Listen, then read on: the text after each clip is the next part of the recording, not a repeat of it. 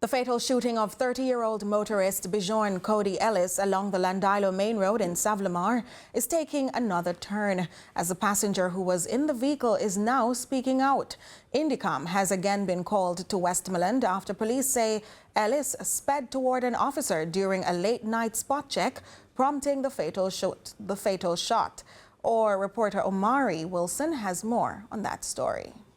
The Independent Commission of Investigations, Indicom, was back in Westmoreland on Monday following the late-night fatal shooting of 30-year-old Bjorn Cody Ellis of Bath District in Burnt Savannah. Police say that around 10:20 p.m. on Sunday, a team from the Specialized Operations Branch was carrying out a spot check along the Landilo Main Road in Savlamar. A passenger who was inside the vehicle during the shooting alleges the real story has not yet been told. We see the blue lights flashing and the phones in the road.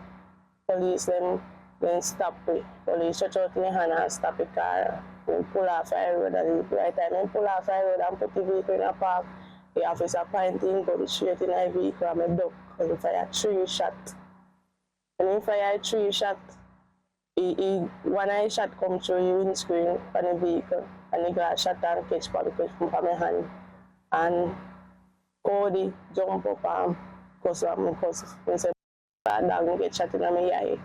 And in covering eye, in left eye with the left hand. SSP Othniel Dobson says police continue to face dangerous encounters where motorists use their vehicles as weapons. The vehicle is used as a weapon. They slow down and then they drive at the police at high speed. It's a very, very dangerous practice. Could easily kill a police officer, could also kill the motorists and their occupants. And the police, in some circumstances, will have no other choice but try to defend themselves. At the same time, SSP Dobson is urging motorists to cooperate with officers and follow instructions during routine checks and stops. I would like to urge the citizens, motorists utilizing the roads, that they should comply on the request of the police to stop their vehicles. Ellis is now the 24th person fatally shot by police in November alone, and his death pushes the number of police-involved fatalities since the start of the year to 278. That figure far exceeds the 189 police-related killings recorded for the year 2024. Omar Wilson reports, CVM News.